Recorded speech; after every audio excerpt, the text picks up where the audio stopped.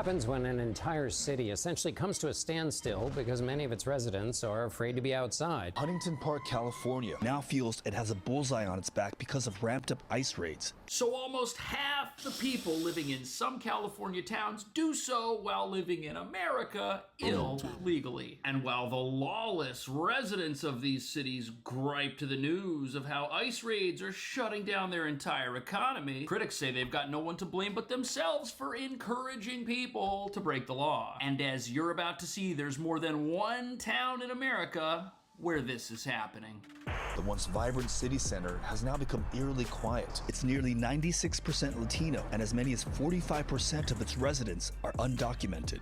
We see stores that are open, but they remain with the gates locked. Because the reality is that folks are scared of coming in, that folks are scared of being taken. The percentage decline would equate to a loss in California of more than 271,000 jobs for citizens and more than 193,000 jobs for non-citizens. Edward Flores, lead author of the report, told Cal Matters, if there's disruptions to the work that undocumented immigrants do, it has ripple effects. Now, they said they wanted her undocumented husband, who did serve time for a violent offense, but that day she was questioned, not released. Now listen. He said that they're after my husband because he doesn't have papers and he has a criminal record from 9 years ago. Downtown Santa Ana has slowed down. This is 4th Street downtown, and you just saw one car pass? Shops are closed, sidewalks are quiet, and street vendors are scarce. Federal agents do not need an arrest warrant from a judge in a case like this. ICE officers have the authority to arrest aliens without a judicial warrant.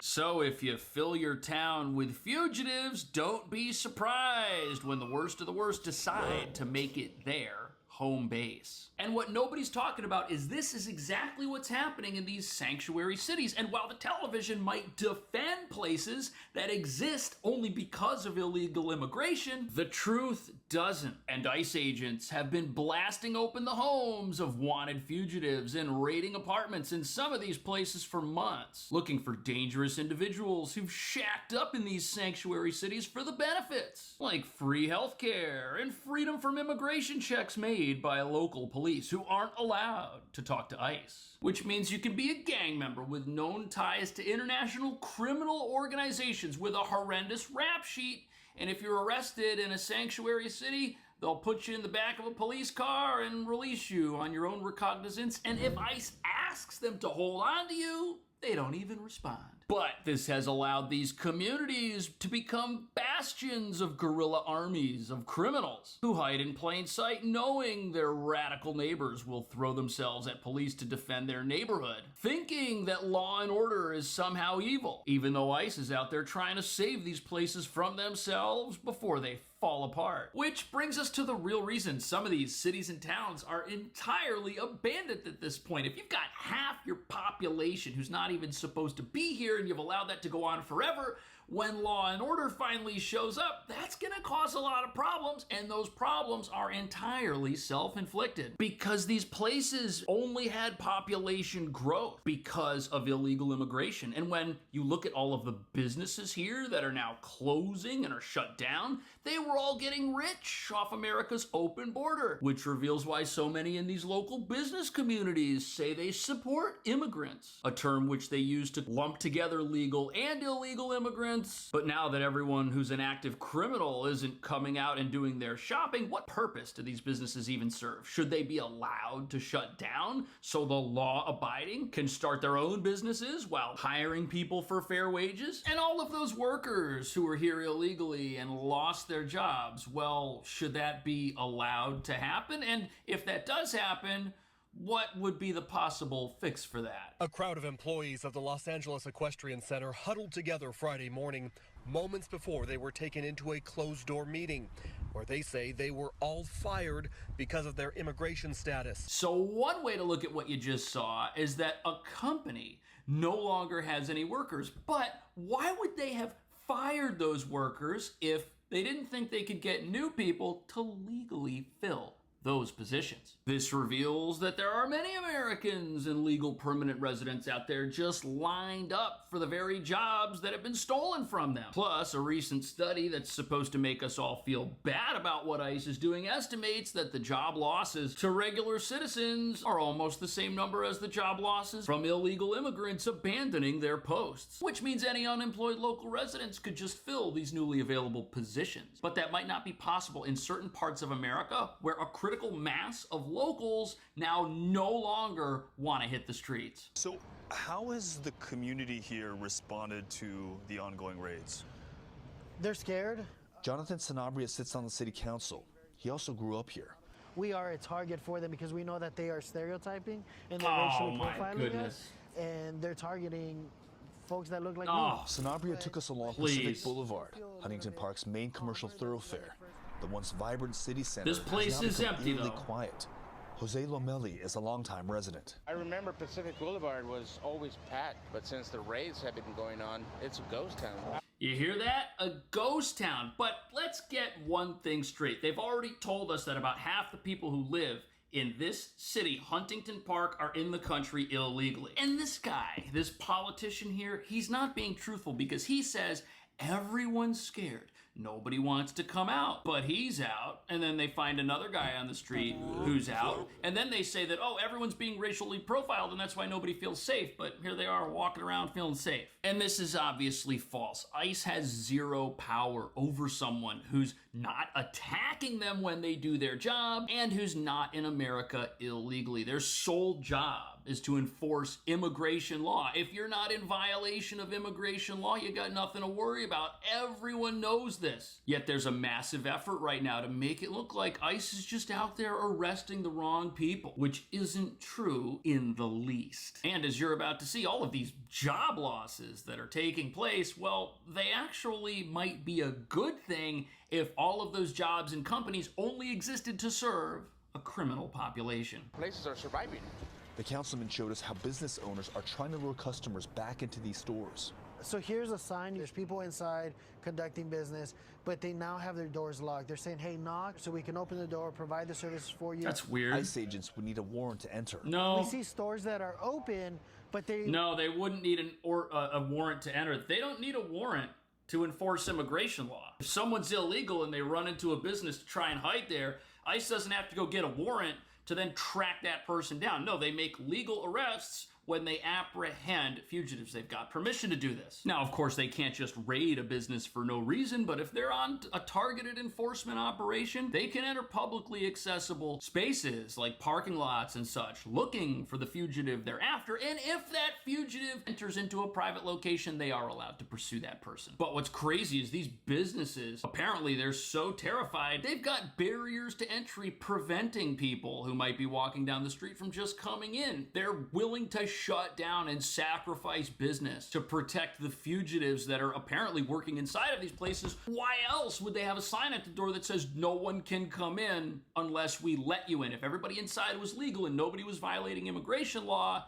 none of this would be a problem. But here's why job losses in these parts of the country might actually be a good thing. All of these businesses that are making money off of a criminal population, hiring workers who don't have proper documentation to begin with, possibly not paying them fair wages. Well, all the extra money they make just jacks up the rent for all these businesses because now the landlords benefit from illegal immigration too. So you've got an economy that has inflated itself to a level that wouldn't exist if the criminals working in these businesses who are breaking immigration law weren't serving customers who are in the country illegally. You see how that works? It's locked. So this is another way of Gates the stores locked. protecting themselves and their customers from unwanted interactions with There us. are no customers. A woman emerged from behind the gates. She runs this bridal shop. How is business? That's crazy. ¿Cómo ha estado el negocio estos días?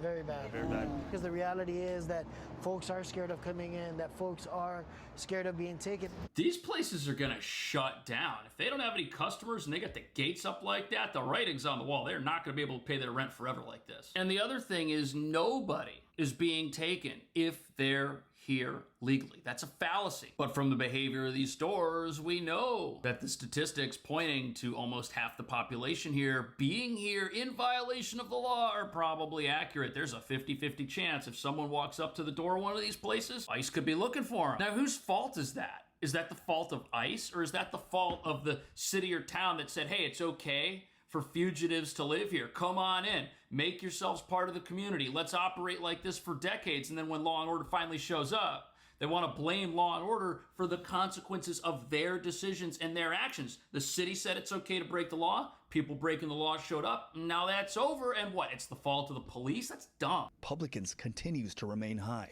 Many of them say immigrants who've entered the country illegally should be deported. Sanabria disagrees. When we look at a lot of different sectors of our economy, the reason we are able to keep it at a lower rate is because of undocumented workers. What? Did he just say that undocumented workers depress certain aspects of the economy, like the prevailing wage for workers in this neighborhood? Did you just hear that? I think I sure did. This guy just let the cat out of the bag. Cheap labor is what these businesses are thriving on. It's easy to come in here and set up shop because there's so many people willing to work illegally off the books that you can pay them next to nothing. And who cares if you have to put up a gate and block people from coming in because your cost of doing business here is so low, it doesn't even matter if you sell anything. That's ridiculous. And it reveals this whole illegal immigration system takes advantage of people. It takes advantage of the law-abiding who have to pay for the services that many of these folks get. And then these folks are out there taking jobs out of the economy, keeping costs low for businesses, but stealing jobs from law-abiding people who can't go get a job off the books because they're here legally. But there are a few places throughout America where you can now get a job who are hiring. The only problem is these places only hire legally.